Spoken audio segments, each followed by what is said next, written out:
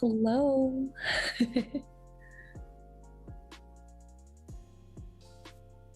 Hi everyone. Welcome back to the Colleges 9 and 10 YouTube channel.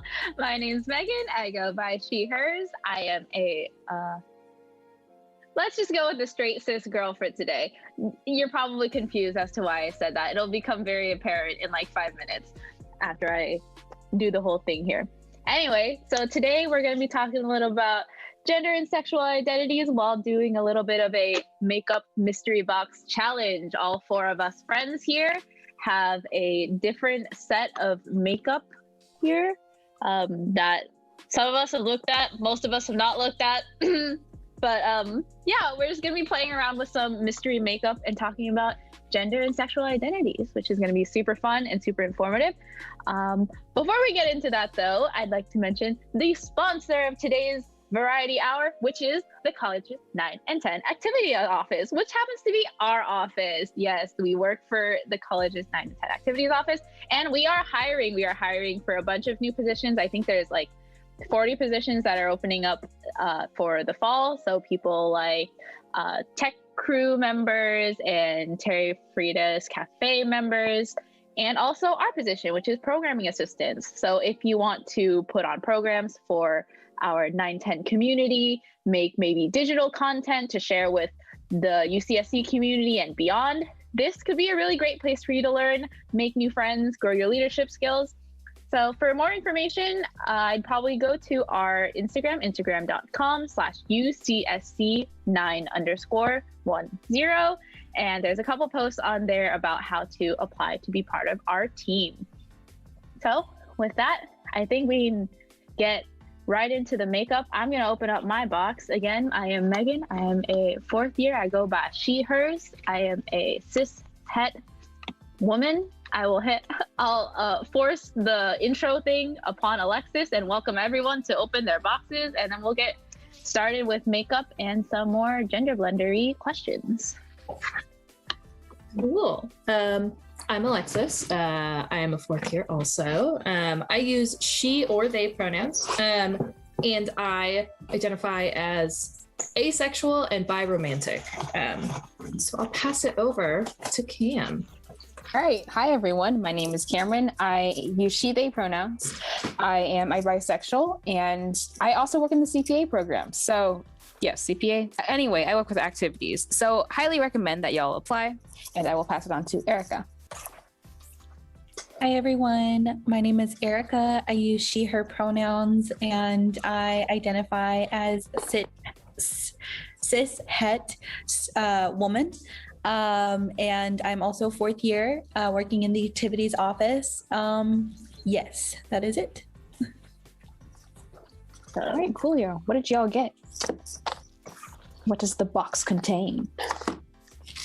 I definitely haven't seen this before, by the way. I definitely didn't. Yeah, Cam's never seen any. I didn't open mine. Sure. I didn't open mine either. I was really tempted. I almost did.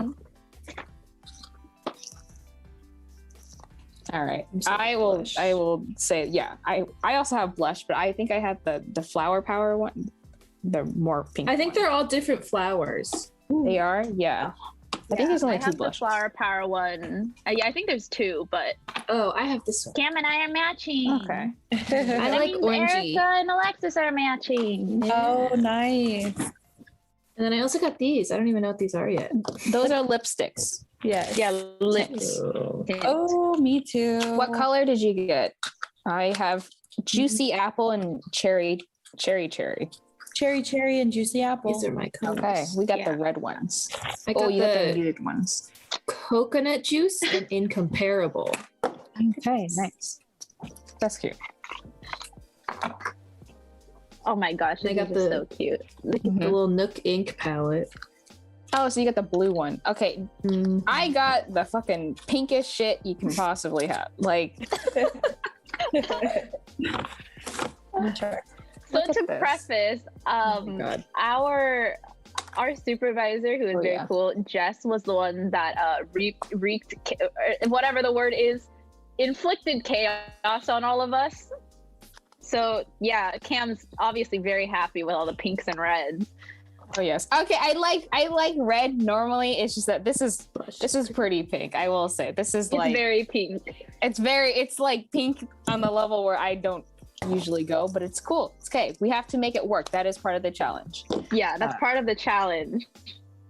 I will also be using red liquid eyeliner because I think it would go well with this whole palette. I'm gonna look like a strawberry threw up on me. That is my goal. So These are the lip tints. I don't know if y'all can see them. oh yes, yeah, turn it. There you go. Nice. Ooh, she's a beauty guru. Oh my god. I'm not even gonna test it. I'm just gonna fucking go with it because who knows? All right, so we're all putting on makeup, by the way. Like that as we're talking, this is what's gonna happen, and we're on. Yeah, Did I go? immediately. I opened it wrong. Oh no. Oh my god. Too much force. Oh no. Jesus. Okay. It's okay. It's okay. I fixed it. Okay. Erica, which lip tint do you like better, the cherry or the apple? Let's see. I think I prefer the cherry. Okay, I will be using the apple then. Okay. Okay. Alrighty. Oh god. Should I go for it? I'm gonna just go all out. I don't give a shit. All right, I'm gonna look like a fucking. Yeah, let's just freaking go for it. Yeah. So as we're talking, I will look off. Oh my god, I'm gonna have to take my glasses off. Now I can't see y'all. And I also, yeah, I'm blind. Okay, this is fine. Going into this literally blind. Yeah, oh my god. Okay. I didn't really think this through. I probably should have worn contacts, but oh well. Haha.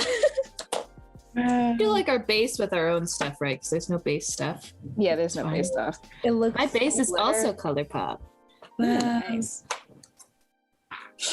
All right, I'm gonna take out this fucking bright ass pink blush. left. Ooh, this glitter gel is so potent. Look at that. Yeah, it smells nice too. I really like it. I actually already bought one, which I'm mad about because like now I have two, so I have to send a duplicate to a friend. Anyway, so all right. Shall we get into today's topics then? Yes. Yeah. All right.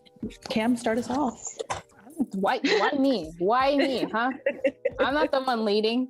All right, Megan, start us off. Okay. So we've already hit the question of what gender and sexual identities we identify with most today. Maybe we should go in and like define some of those for people like that maybe aren't as familiar with those terms as we are. So I'll start off. I go by my pronouns, my preferred pronouns, what I prefer people to call me, what I probably refer to myself as when I'm talking like in my head. So those are my pronouns. I go by she, hers, which are like, yeah, she, her pronouns. I am also.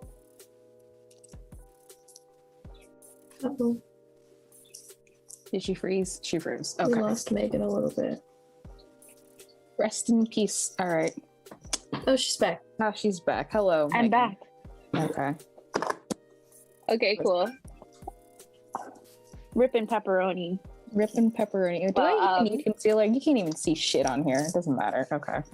Yeah, I was gonna do skin, but I might just do whatever the camera can actually feasibly see. Yeah, okay. Goodbye to this concealer that I just wasted, or foundation. Okay. All right, I can go next. Oh, Yeah, keep go going next. ahead, because Okay. I feel like someone else should do it, or else my Wi-Fi is gonna yell at me again. It's fine. Okay.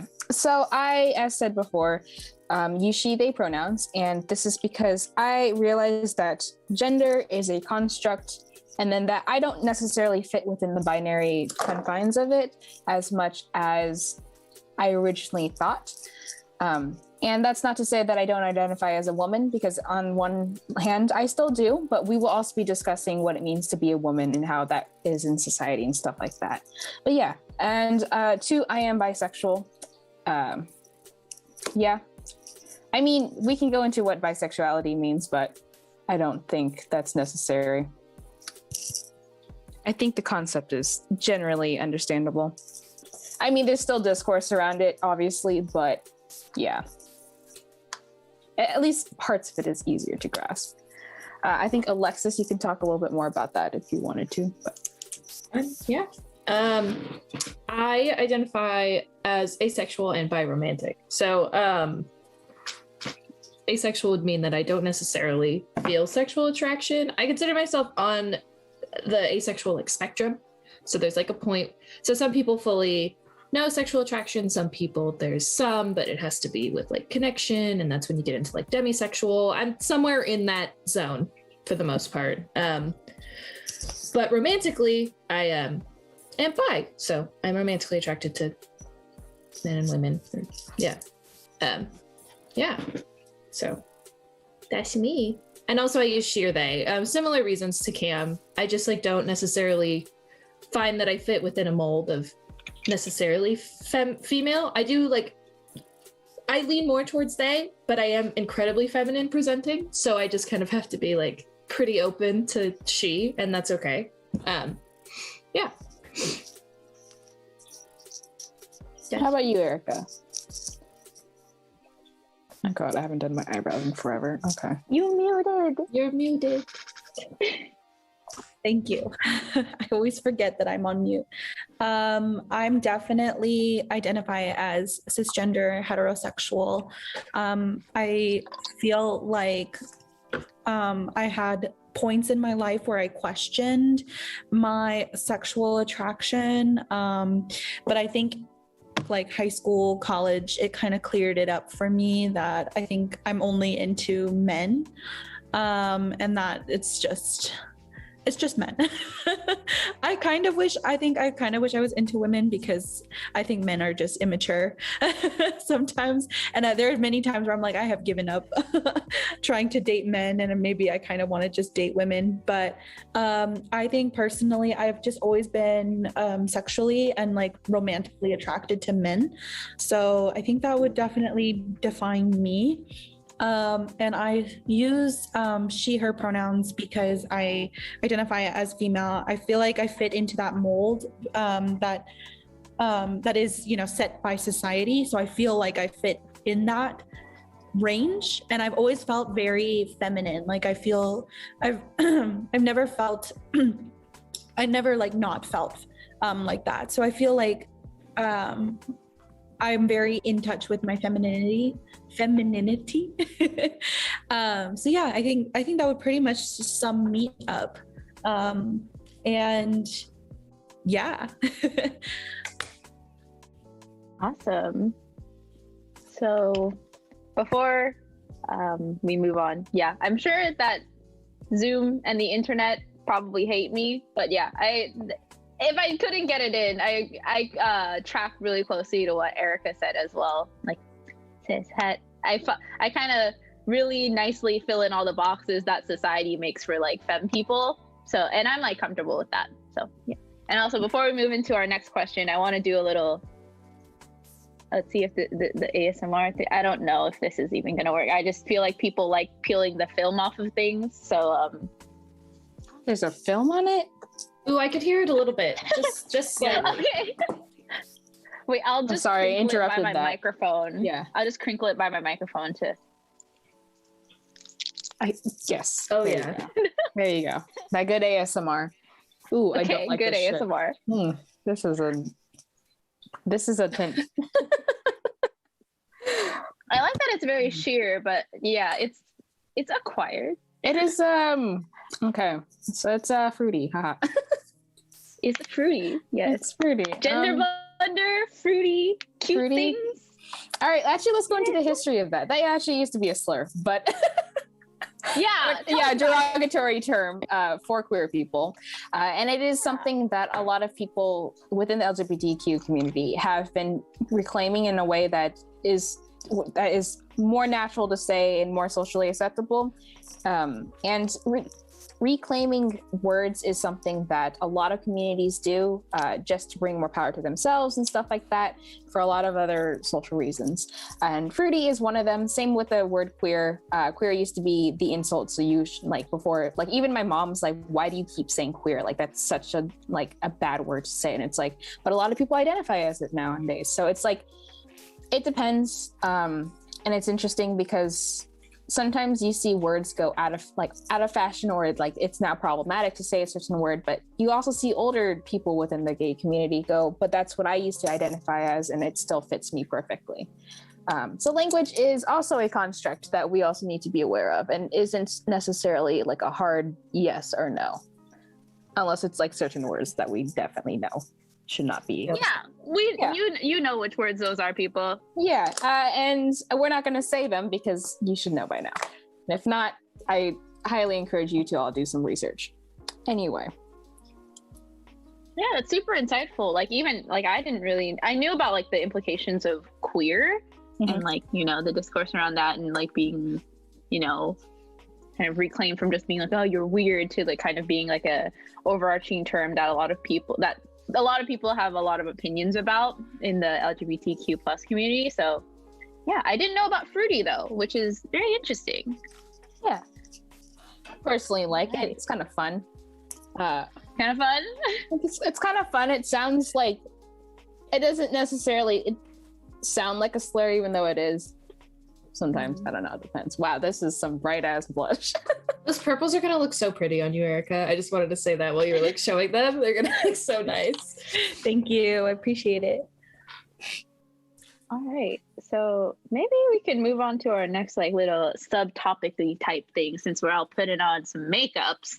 I have my little deer horns on, my headband that won't stand up.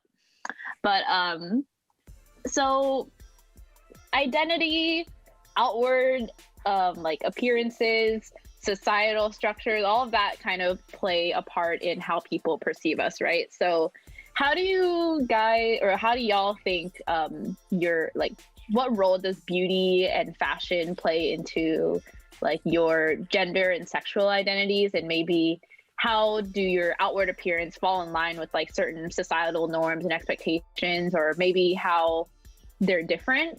I feel like for me, like I'm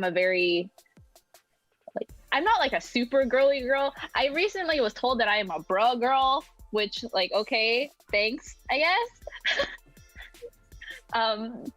But yeah, I feel like I fit very comfortably into like the societal structures that are around me and built around me as like a woman, and I fill those boxes really well. So I feel like beauty and fashion for me, like it's for me less of a statement, because I'm just like, I dress the way I dress and no one makes a fuss out of it for me, because I look the way people expect me to look. And yeah, like I recently got like more into tech wear, which is a lot of like cargo pants and stuff like that. But even so, people like, it's so fun, and I think it's super cool. It's also super expensive, but I love that it's like comfortable, and like pants with pockets. I went from having like 0 pockets, maybe even like negative pockets, to having 6 pockets. It's fucking crazy. I love it. But yeah, I feel like in terms of my like outward appearance, even if I do dress in a way that is like traditionally more masculine, in which I'm wearing like cargo pants and like maybe like a baggy hoodie, like people are just like, they wouldn't like really bat an eye and just be like, oh, it's, you know, it's like that whole thing of like being like the cool girl. So like no one ever asks any questions if I do it, but then maybe if someone else did it, they would get like a different response. I don't know if anyone has anything to speak to that or anywhere to add to that conversation. No, we can definitely cover that. I don't know if anyone wants to say anything first before I start blabbering my mouth again. Also, I look like I hate this blush so much. It's so bright. Jess, the person who bought this, I have a bone to pick with you. Anyway, but it's fine. I have this now. It's bright as shit. It'll be a memory from here on out. Oh yeah, oh my god. It's fine. I'm okay. All right, I'm gonna go blind, so if anyone wants to talk, they can. If not, I can just open my mouth up and start You speaking. said I don't you wanna had pick quite a on bit anyone. to say. Okay. Spill the tea. Spill the tea. Okay. So gender presentation and stuff like that. I'm actually going to comment on your dressing more masculine type of thing, and just like the way gender is in society. So like for girls or people who are more femme presenting, what's expected out of them is to be feminine, right? So it's almost like, okay, in society, masculinity is always praised, right? So it's almost like a goal. So when girls are masculine or do masculine-esque things, it's seen as cool. It's seen as like acceptable, right? Which is why the tomboy stereotype is like pretty, like, it's like, oh, I'm not like other girls. I am a tomboy. Like I hang out with the Yeah, guys. like the tomboy, a lady boss, that type of stuff is like super hot. It's super hot. It's like very desirable, especially for like young women and stuff who are like dealing with these types of norms in a way where they don't entirely understand how the society is structured, I guess you could say. But for people who are typically more masculine presenting or born more masculine, when they present, because feminine stuff is always seen as almost objectified. It's seen as being belittled in comparison to masculinity. So when men and masculine presenting people go that route, it's seen as like almost like a no-no in comparison to a woman like going more feminine or going more masculine, I guess you could say. Yeah, I do look femme, except a lot of the way I dress, I prefer to go more androgynous or like gender neutral-esque, just because I feel more comfortable in it. But that's just my personal preference. And I will stop talking now as I attempt to do my eyeliner. I mean, for me, on any given day, it's going to be very different. I can be incredibly feminine presenting like I am today, or I can, dress a little differently and feel a little bit more in my comfort zone. But I think the ability to like make that decision or feel that out every day is really helpful for me. It's like a powerful thing for me. And I think like ultimately I present pretty femininely in general, but I don't know, I'm trying to think. I think like I don't know, I just wish my long hair and wearing a dress didn't make it so that I present as incredibly feminine, Right? Yeah, I get that. but it just kind of does no matter what. It's almost like, because I personally do like the long hair. I like shorter hair because this is the longest my hair has been in a really long time, since actually grade school. But it's almost like expected if you're gay or if you're, wow, my phone is going off somewhere. Okay. If you're gay or if you have like issues with identity, then you would cut your hair short. And like, I love that look, and I'm going to do that later. Yeah, but it's almost like an expectation at some points where it's like, oh, Yeah. like I did my gender crisis pixie in senior year of high school, where I was like, I'm gonna dye purple and I'm gonna cut all of it off. fun. How was that? It was really, I liked it. I felt like the best at like a mid-length, like dark mid-length hair. I think like Right. for me, Mhm. I have to have my hair colored if it's long to be very clear that like, I mean, colored hair doesn't necessarily mean queer, but I want it to be pretty clear. Like, Yeah. hey, Hey, I'm a little gay. This is yeah, my just a only little bit. signifier yeah. about this. Erica, your hair is pretty long. Have you had it long your entire life? Or is it like... Got glitter in it. I have gone back and forth many times. Definitely like I think for the most part of my childhood, my hair has been really, really long, and I usually keep it about like boob length is what I like to call it. And I feel like I feel like it's always been pretty like natural and long like that. And then I would say I definitely went through a period of time in high school and middle school where I dyed my hair a lot, and I like had it red, and I've done my hair blue and purple. So definitely like have experienced the hair dye, and trying to change up my look and like the way I present my hair and stuff like that. And then I think I went back and forth a little bit during high school as well, of like long hair, short hair, long hair, short hair. So yeah, I think freshman year of high school, I cut my hair very, very short. And for like a little bit, I was very happy with it. And then I was suddenly not happy with it.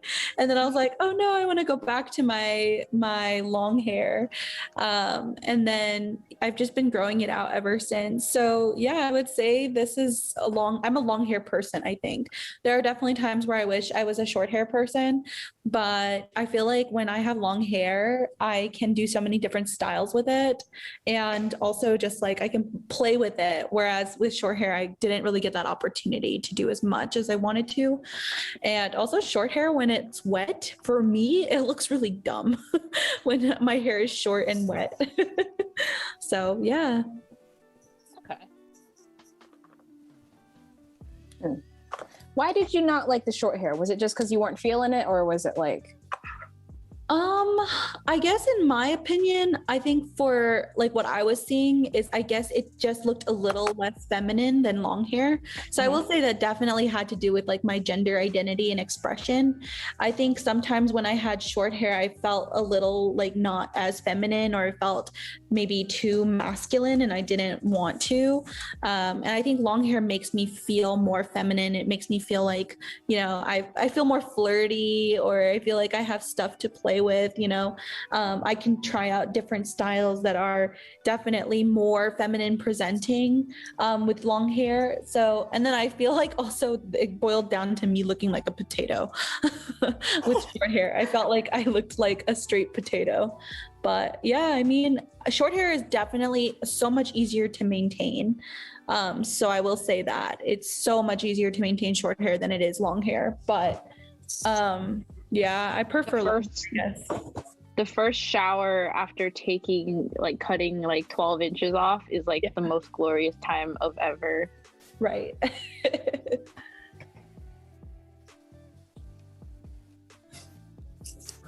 Oh my God. This looks awful. This is not, anyway, you can't see anything because whenever I put my glasses back on, it's like. Yeah, all the mistakes disappear. All the pain disappears. So it's fine. I look like, well, you can't see because I'm always hiding behind here, but it's fine. This is going straight off the moment I decide to do anything, but.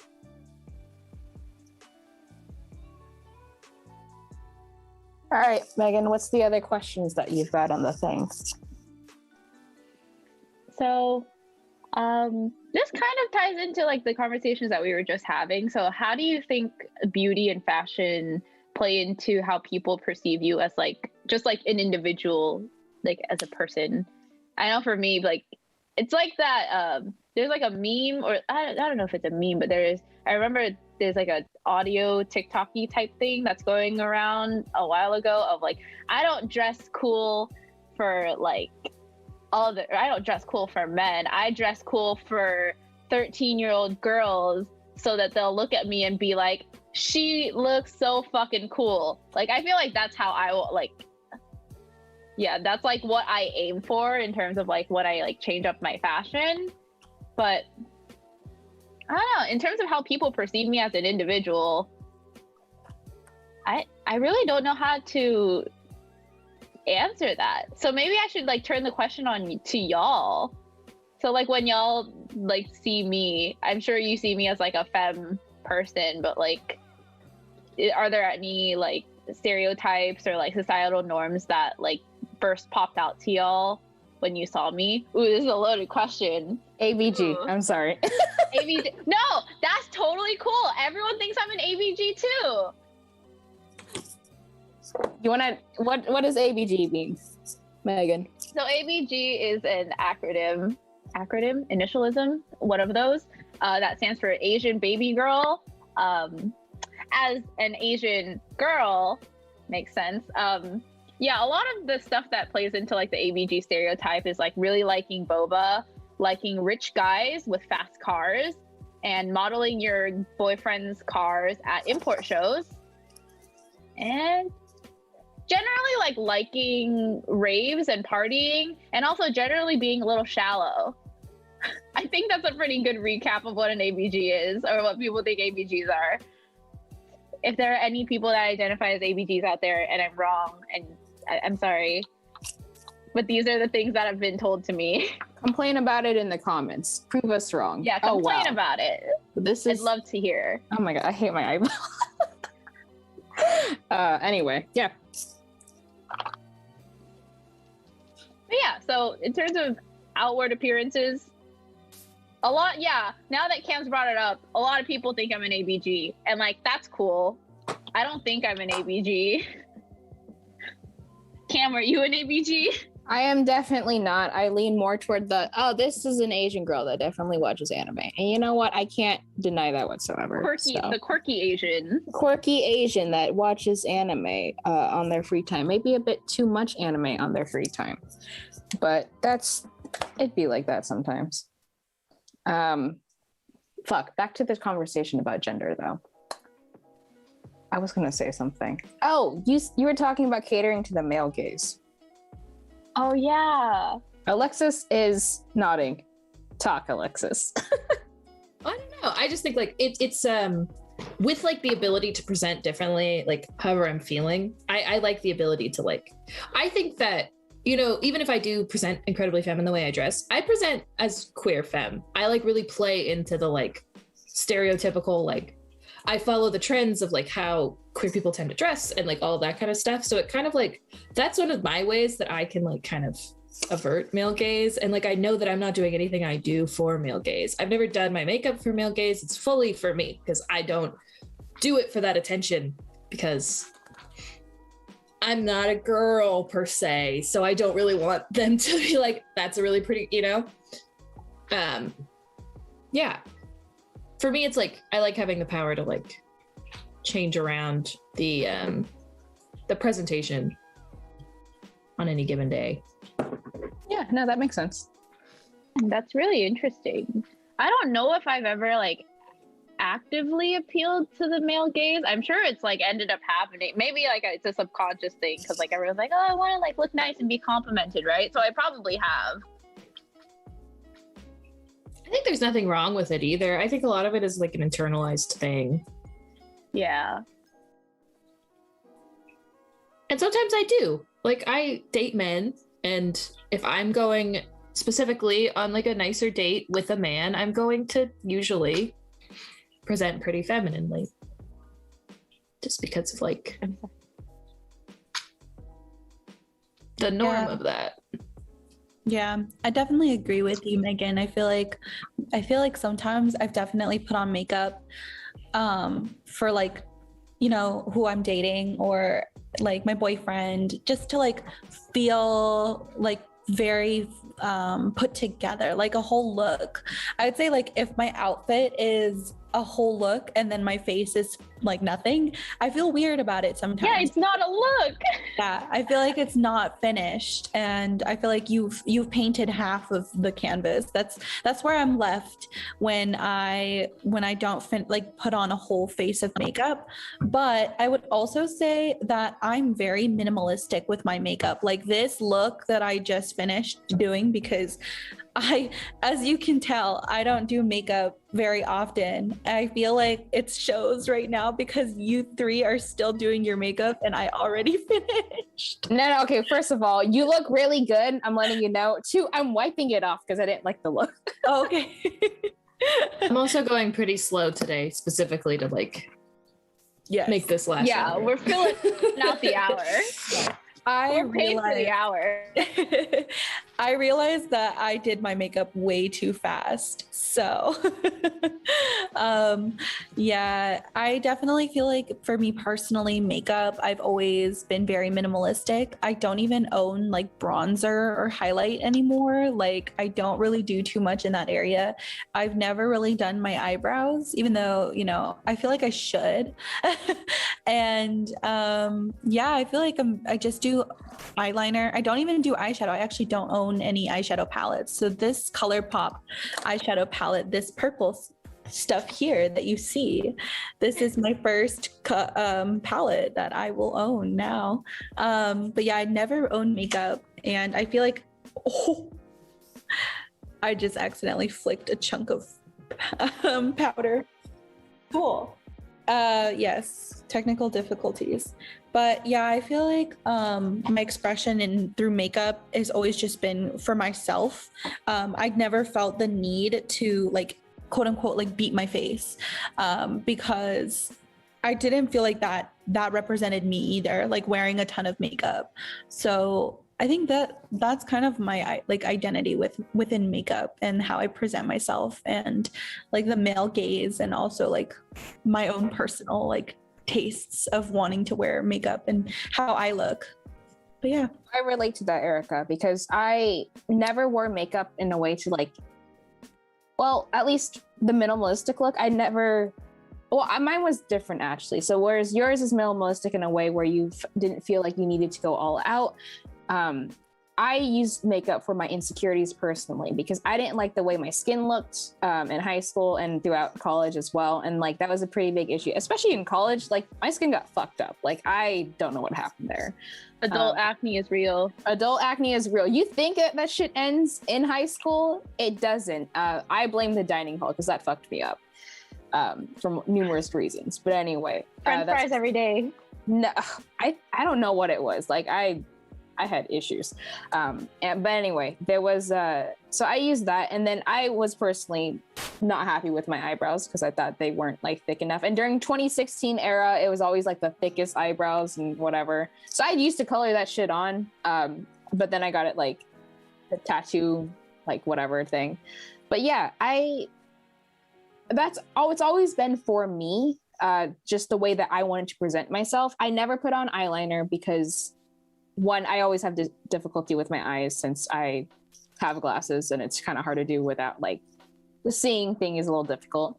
But yeah, most of the stuff that I've done, I don't know if it necessarily caters to the male gaze. It's just me wanting to present a certain way. So, and makeup is really nice with that because it can change what you want. But at the same time, we all have to acknowledge that at some level, it is like the male gaze is always there. And centering yourself or decentering yourself is always like a super crucial, not super crucial, but like something to be aware of. Personally, when I dress, I don't want to come off as like, I don't know. It's how I want to present in a way where what makes me happy. So what makes me happy with the way I dress, the way I do my makeup, is that I want to look like a fucking anime character, or at least the main protagonist in a cartoon. Like that specifically has always been my goal. And that's why I dye my hair. That's why I like the bedhead look and stuff like that. It's just because it's a main character vibe, but it's not necessarily to attract anyone's attention besides the fact that it's like, whoa, this person looks cool. It looks like they could be from a TV show. To me, that's the ultimate goal. That's really interesting because I'm like kind of on the opposite side of like both Erica and Cam, where like makeup is like a huge part of my identity personally. Like people know me as like the girl who does all the makeup. Like there was one time that we were in like a team meeting, the four of us and our supervisors, and Erica was asking for recommendations for fake eyelashes. And little me got the fake eyelashes on lock. Like makeup is so much part of like my identity as a person. And also like I find that like I'm very intentional with like the brands that I patronize. So like I patronize like mainly Asian owned businesses or like Asian inspired businesses, that type of stuff, especially when it comes to skincare. So yeah, for me, like I like I like fell into makeup because of like the whole artistry aspect of it, like learning makeup as a skill. But also like, yeah, I put on makeup to like look hot to guys. In the words of ContraPoints, it's like, look at me, I'm appealing to the male gaze and the male straights. God, I love attention. Like, that's me. But the thing is that it's not necessarily inherently like, oh, I'm doing this for a guy. Sometimes it's just like the way You're we always get there. raised. Yeah. I just want to be the hottest person in the Trader Joe's. I don't care who thinks I'm hot. I want to be the hottest one. That's what I want. I just need to be hot enough for one to be recognized by other gay people to go like, okay, you've done your makeup enough where we can tell. Yeah. You're one of us. One, that, and two, I need to be I need to come off as like at least slightly intimidating to the group of high schoolers. 'Cause I hate groups of high schoolers. They every single time they walk by, I'm like, God damn it. So yeah, it's for high schoolers actually. It's not even for the male gaze. It's for high schoolers.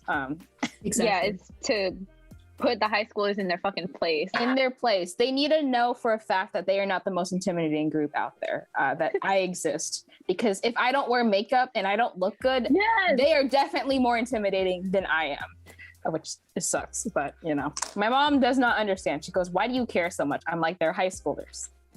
That's why They suck. they suck, like, obviously. All right. So we were talking a little bit about this with like me and Erica. We're both in like traditional heterosexual, whatever that means, relationships. We are two girls and we are partners with two guys. So we've talked about this a little bit as like just friends in like a little group before, but for the people, how does beauty and fashion play into how people perceive you when you're in a relationship, or maybe if you're in like public spaces with your partner or partners? I know for me, people like, I try and like dress nice and dress up my boyfriend nice so that we look like a put together couple, like we look like a fucking power couple. Like that is our thing. Like I want to be like I want us to definitely look a certain way, so like people think that we have like a strong relationship. We're strong, like we're two strong individuals in a strong relationship who can like, you know, like do like be powerful. Yeah, like we're basically like, we want to like flex on people and be like, you know, like we're cool and stuff like that. So essentially the same, but not high schoolers. Yeah, but on Everyone's level. I want to show everyone that they ain't shit. I am the shit. Put that on a t-shirt. Megan, how long have you been with your partner? For 3 years. Yeah. Nice. Yeah. I don't know. I don't know if fashion and beauty plays a huge part in my relationship with my partner.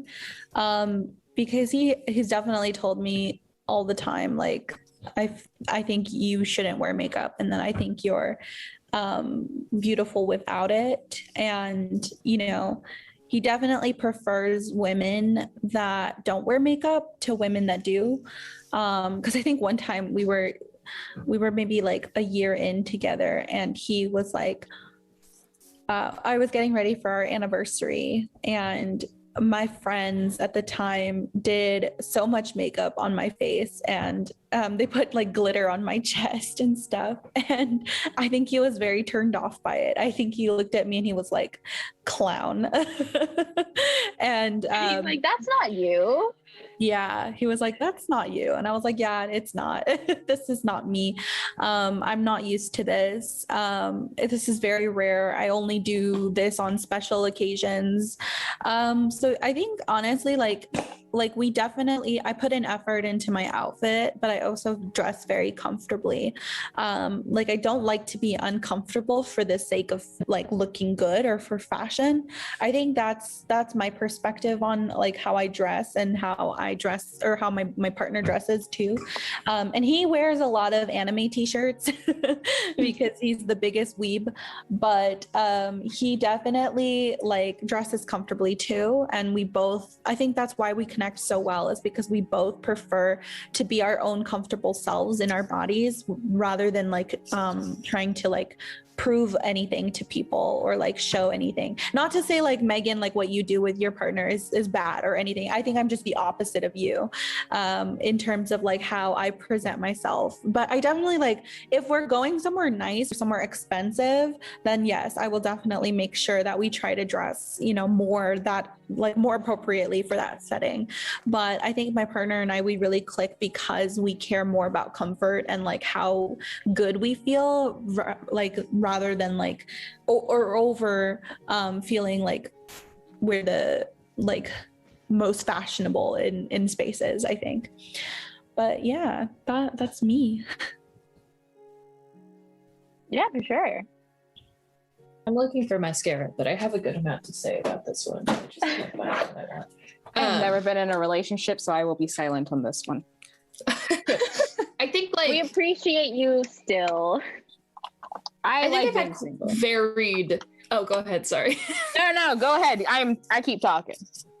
I'm just I trying think I've had very reply. varied experiences in relationships. I've been in mostly straight presenting relationships for the most part, but that isn't to say I've only dated men. It's that like one of my longest relationships, it was with someone who was identified with he and him, but we were both ace. So that was like something interesting about a relationship that you wouldn't see outwardly. We both like very much presented as like a straight couple. And I dated someone, you know, after that we both more heavily identified with they and them and non-binary pronouns and things, but we both presented as male and female, very feminine and very masculine. So it still seems like this very straight relationship when in reality we were both like bi and we both were really heavily identified with being queer, but it just happened to look as if we were in this very like straight heterosexual cis thing, right? Yeah, so it's been an interesting thing for me that like ultimately it's surface, everyone sees, you know, you and a partner at like the surface of what you guys are, because someone passing you in the Trader Joe's isn't going to be like, okay, so that couple is, they're both bi and then that one is, you know, they're not going to think that. They're going to just assume that's just every couple I see, you know? Yeah. I don't know. It's been interesting though, because it's like definitely like, it definitely takes a little bit away from like your identity when everyone sees you as one specific thing. Yeah. I don't know. I feel like that's a good lead in to like another type of question that we were having it's a little bit less about us and more about society and community and stuff like that. So one of the things that we've talked about before is kind of like LGBTQ, specifically like if we're talking about lesbianism, whatever you want to call it, like what does it mean to be a lesbian, and then also kind of the rifts within the community when it comes to like bisexuality and like be like straight or straight passing, that type of stuff. Cam, I feel like I piqued your interest. You got things to say? I do have things to say. Well, first of all, let's define what a woman is. Just because that goes into what lesbianism is. A woman is not, that's not based on sex, right? Womanhood is a gender construct, just like most of gender is. So most people who are born with the female sex, I guess you could say, do end up following the trajectory that society puts them on and end up as a woman, right? Some people don't, and that doesn't make them less of a woman. It's because that's a woman is what you choose and how you decide to present. So that goes into lesbianism, or what a lesbian is. And keep in mind that this is coming from someone who is a bisexual. So I am not a lesbian and I don't identify that way, but I have many friends who I've had discussions with and who identify as lesbian. So this is me repeating their words. Also plenty of discourse on TikTok and stuff like that. I've been on the internet for too long. Like, I love seeing these cycles just It's been a minute. regurgitated. Yeah. But essentially what it means to be a lesbian, it's just woman loving woman. It's to be something that is strictly centered around not men. So people who are non-binary, people who are not necessarily cis women, fit into the definition of lesbian. And for a lot of people, they're like, no, lesbians is strictly for cis woman loving woman. And that gets into like what we would call TERF territory, which is trans exclusionary people. And that is a little like that, it is transphobic, essentially. So that's where that comes in. But the definition of lesbianism is just like, it's just not centered around men. Like, it's actually a pretty broad identity label. And it's interesting because you can identify as like, oh, I am gay. But when you say, oh, you're not going to say I am lesbian, you're going to say I am a lesbian. And that is a very interesting distinguisher in the gay community. So there's that. I don't know if that explains it or if I was just rambling, but hopefully I think that it's clears things up. maybe a little important to explain why you get into TERF territory when you do say that it's like cis women loving cis women. When you say something like that, you're inherently implying that trans women are not women. That is the belief behind that. Yeah. Just wanted to clarify. No, yeah, that is very important. Yeah. If y'all want to look it up, that's TERF, Trans Exclusionary Radical Feminist or Feminism. Where they just don't accept that definition of womanhood, and that womanhood is they accept that womanhood is only defined by the sex and not by gender construct. So that's that. Do you want to go into biphobia? That one's fun. Biphobia is very fun. I did have one interesting thought, but we don't have to get too into it. I've just always the like turfy lesbianism is very interesting to me because of I feel like lesbian identity a lot of the time falls into either like, you know, stereotypically, you're either like the femme or you're a more masculine presenting. And that's always just been interesting to me that like it's so like when you're getting into the turfy territory, it's so like specific and like outlined, but then the turfy territory is somewhat non-binary. I don't know. It's always been interesting to me. Biphobia is an interesting one. I don't know. I can't speak too much on it. I know that I am the bisexual that is hated because I have mostly been with men. So like there is this erasure of, especially by women, that, you know, if you're not in a relationship with another woman, it doesn't count. You're not bi. You're just straight and you're saying you're bi. That's kind of the discourse behind that. And that's been pretty prevalent for a long time. And also like right now, bisexuality is a little interesting because like the distinguishing, like what really distinguishes bi versus like pan, I'm not great at explaining it, but that there's some discourse that like when you with bisexuality it's like male and you're attracted to men and women is kind of super binary, but it isn't necessarily. I don't know. Cam, do you have anything to say? I can go on this. So oh my god, there's so much glitter on my face. Anyway, So much going on. there's so much going on. So bisexuality is the more historic term, and that's the one that the gay community has been using for a long time. And it bisexuality isn't necessarily just two genders, right? It's like, it's not the male, it's not the female, it's encompasses everything. That's what the colors stand for. So it's like male, female, or at least the genders, and then Those things. what? Yes, the icons. Or fancy little badges. I was like, what is she putting at? Those things, yes. So bisexuality includes non-binary people, it includes everything. So that's the umbrella term essentially. And some people are more comfortable with that. And usually when we're talking about bisexuality nowadays, it usually means it's like I can date anybody, but usually I have a preference, whereas pansexuality is saying I don't usually have a preference.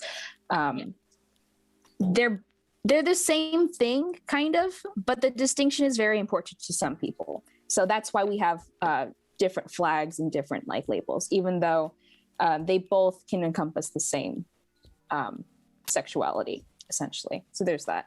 But yeah, continue on, as you were saying, as I apply more glitter to my face, because why not?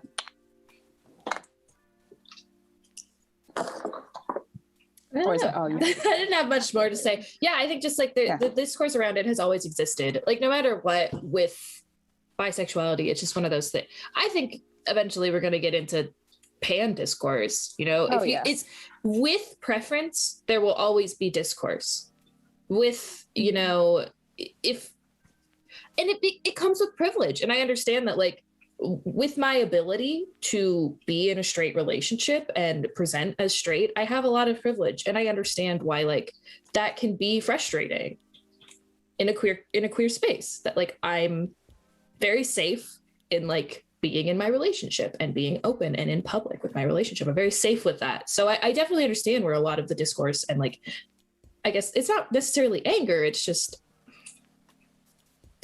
sometimes it's exclusionary, but I personally, I get it. You know, it's because a privilege. You don't have the hyper visibility of a queer relationship, essentially. Yeah. And that is dangerous for a lot of people who, you know, if anyone saw like a lesbian couple of two definitive like femme, I guess. Yeah. And then you saw like someone that looked straight, then there is a level of privilege with that. What was I gonna say? Oh fuck. Okay. So I wanna, because of that, a lot of people say that straight passing queer relationships shouldn't be allowed at Pride or in certain spaces. Yeah. And we understand like where that comes from and stuff like that. But some of the then this goes into biphobia within the gay community, because some people are saying like, oh, like I hate it when like bi women do this, like just date a man or just date a woman then. Like if you're complaining about it, then just date a woman. And I understand that, because it's like, sometimes I understand that, because bi women have the tendency to do this, where they say like, oh, like I wish I was dating a girl. Like I wish this, like men are so disgusting, but here's my boyfriend, right? I personally think that's a little disrespectful to the person you're dating. But people do it all the time. And it's the reason why that happens is because it's a way of reaffirming one's own queerness in a way. If you're in a straight passing relationship, how are you going to reaffirm the fact that you are still queer? You're going to say stuff like that because you feel excluded already. And whether or not that's like okay or whatever, like that is just something that happens. And I do want to point out that when it comes to stuff like this, with bi men as well, it's bisexuality is always questioned. Whether you're straight, whether you're gay, like it doesn't matter. Like if you say I'm bi, people are going to assume that bi might be the transition phase to something else.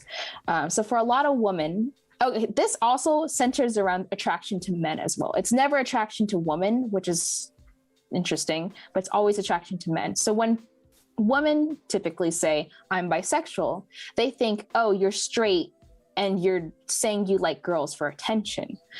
Whereas when men say it, they're like, oh, you're gay, but you're too afraid to commit. Yeah, so that's what the bi now gay later is usually specifically about bi men. Yeah. Which is which is harmful in itself because some people are okay, because some people do transition. Like that is a thing, right? It's kind of like, oh, I thought I was bi or pan, and now I am strictly a lesbian.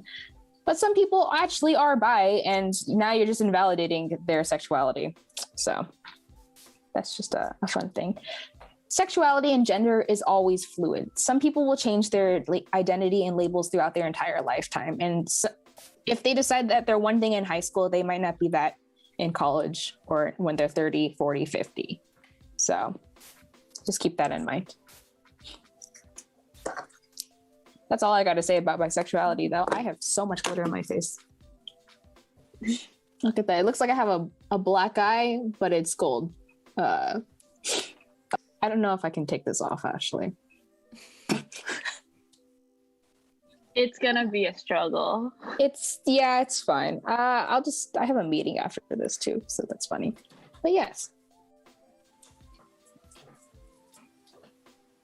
All right. Do we have anything else to talk about? Any other hot discussions of the day? We can talk about Kink at Pride. I think that's funny. Oh my I am not I thought we're educated enough home. about Kink at Pride. I think it's just a funny discussion to have, you know? Yeah. Yeah. I think Happens maybe every year. we can touch on the super straight and kind of like coded anti-transness, and then we can kind of like recap our looks, and then we can do a little sign off. So so this topic kind of came to us because we had like a little discussion in the 910 Discord about, you know, like there's like this thing called super straight. It's not even a thing. It's just like it's like coded hate. A hate group. It's a hate group, yeah. It's a hate group called like these super straight people that are basically saying they're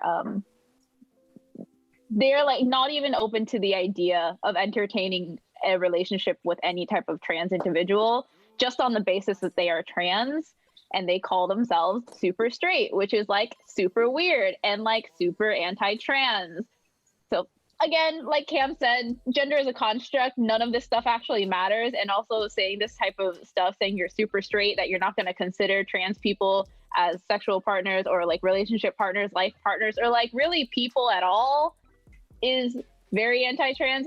Alexis, you're the one that kind of like contributed a lot to this discussion in the Discord, so I'd love to like hand it off to you because this is like, it's a lot. Yeah, I mean, it's that same issue that we talked about with WLW and like the idea of like cis women. It's that like when you say that you are super straight and you only date cis people, you are then saying that you don't believe trans people are they're affirmed gender. Like you don't believe that. You believe that they're still, you know, like it's just like subhuman in a way. You're basically saying you don't believe trans people are people, just in general. Like you just don't consider them. So it's like, and it is like, yeah, it's really just that you really don't respect trans people in general. It's very inherently anti-trans. It's icky to me. Like, I think it comes from, I don't really know. It just like, it's gross. And I think it's okay to express like that you are curious about like where your sexuality is, and like that you don't, it's okay to express that. Oh, hi, Toby.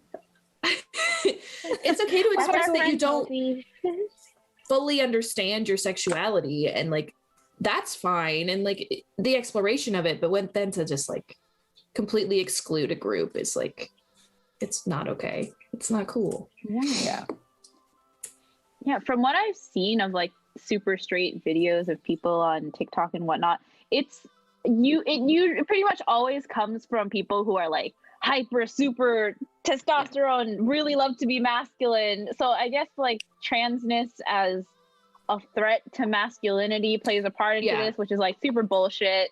But you know, I think a lot of super straight comes from bruised masculinity. I think a lot of it is, and it's not to say that only like cis men are super straight or whatever, but it's predominantly cis men. And I think it comes from a bruised masculinity, some sort of masculinity complex, some sort of just like, something. Yeah. It's a threat. It's like they were told Yeah. to look one way, and then when someone doesn't present that way, they're like, it shakes their world. They're like, holy shit, they're wearing makeup. They don't see themselves as how I thought I was told to. So like, yeah. I think it also plays kind of- into like, Mhm. oh, sorry. No, good. It's mine is think like it kind of like also- a side thought. It also plays into like not being, I can't think of the word that I'm looking for, but just like men who don't feel stable in their own sexuality. I Like think secure. yeah, it's like insecure about their own sexuality and like their role in society, and like that they have to be this very like masculine thing and a man and be with a woman and she has to be super feminine. Like I think it really plays into like that, the like it's toxic masculinity. That's what I've been looking for. It's toxic masculinity. It's just like Yeah. that's the end of like, it's this idea that you have to be this very specific type of man and then live this very specific life. Yeah, the thought that came to mind was kind of like to circle back to like TERFs and like J.K. Rowling. J.K. Rowling, Oh. Joanne, I have a word to say to you, Joanne. She kind of got into I'm not even getting into it. Joanne said some really fucked up shit about trans women not being women and just like being fucked up in general. And basically said that if Joanne said that if trans was a thing when she was in high school, she would have been transed, like as if trans people like go around like with like lasers shooting people and be like, bam, you're trans, bam. Like it's the same shit. Like you're just not secure in yourself, or to the point that you have to regulate what other people do, and it's just kind of fucked up. Yeah, like gender doesn't hurt anyone except maybe your own fucking ego if you're truly that bothered by someone else's existence. So like stay in your own lane, mind your own business. Gender is something that you use to explore, and if that bothers you, then you might want to do some self-reflecting on why that bothers you and how that fits into the role you play in society. Yeah. I think with that, we might be, if everyone's comfortable to wrap up, we can do a little look recap and a little sign off. I am down. Oh my god, I fucked up my I messed mine up too. They're a little soft. yeah. Yeah, I did it to both of mine. Yeah. My look, for my look, I had this like kind of brown and orangey thing going on. So I did like a brown smoky-ish eye with some brown eyeliner and like the gold glitter in the inner corner that you can't really see because this is a shitty MacBook camera. And then I saw Alexis, who's that?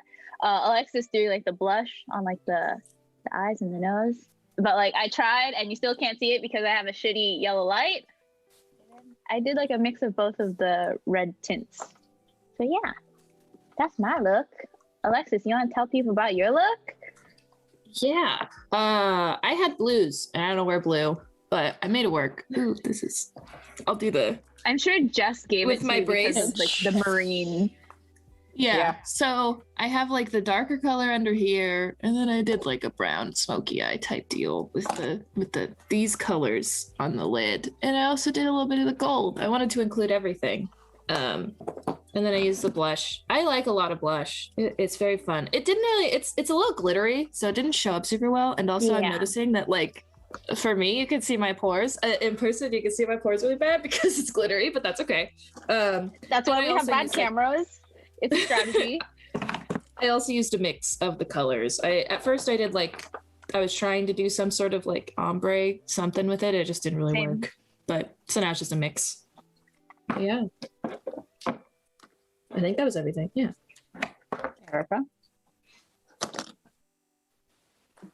I didn't do too much. I feel like I don't even know the terminology, but I just did foundation and concealer. For my eye, for my eyes, plural, I had the purple palette, and I used the dark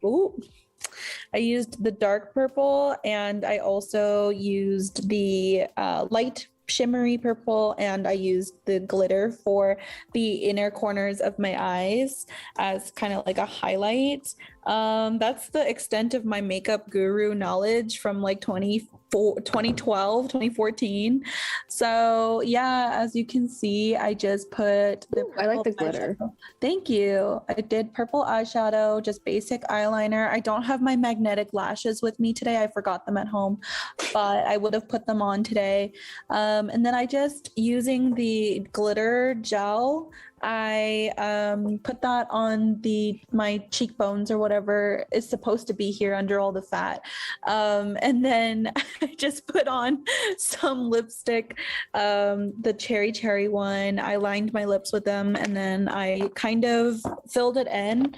And then I have this other lipstick from M Cosmetics, which is one of the former YouTubers' beauty brand. And it's like this really red lipstick. And I can fill that in too with, I like the mix of the cherry and this lipstick that I have. But yes, that is my whole look. And I'll pass it to you, Cam. Okay, I'm gonna take my glasses off. I don't know if anyone can see this, but I that is love my look. it. Like the Thank glitter you. tears, right? Yeah, no, I just went ham with the glitter. That was just kind of fun. I'm like, you know what? We might as well. I kind of wanted it to show up on the camera. I definitely restarted halfway through when we were filming because I didn't like the way I do it the first time.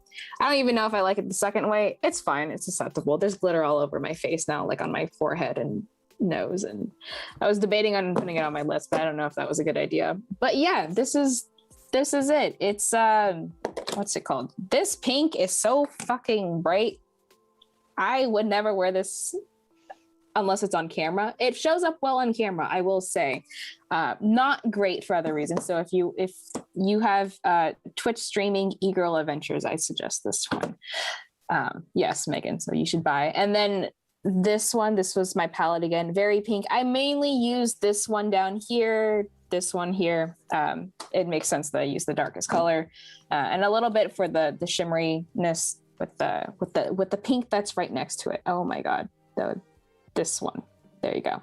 But yeah, that's about it. That's my look. I can tell that Jess was trying to pick these out for everyone, and god damn it, I got stuck with the brightest fucking pink. But it's cool. It's okay. Of course, you would end up good. with the pink stuff. Yeah, so I like it. I do like it. Would I wear it on a normal basis? Probably not, but I don't usually wear makeup to begin with. But yeah, I like the look. I don't know if I want to go to my meeting in like another 30 minutes, but we'll see. Getting my hair done today. We'll see if it stays Ooh, on. nice. I'm The blue honest looks with good on you. people. I'm gonna hop in the shower after we're done recording. You're like, no. I get to be a little potato today. Little potato. Yeah. If anyone has anything else to add or any plugs to plug, feel free to do so now, or we can just wrap it up.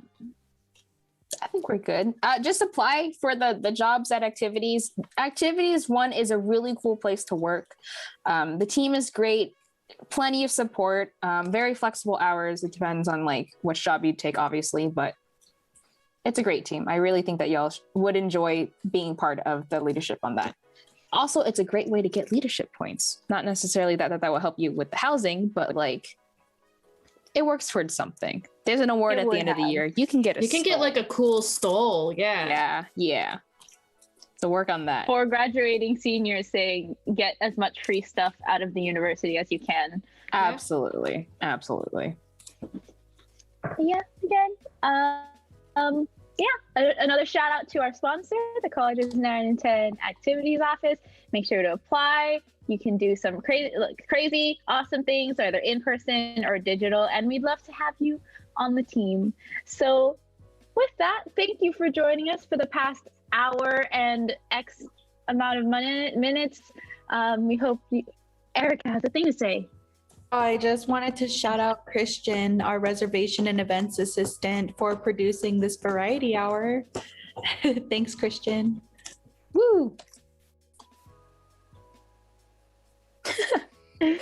He just said Yeah. you guys are so nice. Big shout. Yeah. Yeah. Big shout out to Christian for making this happen and helping us film these things. Shout out to Jess for sending us all of this awesome makeup.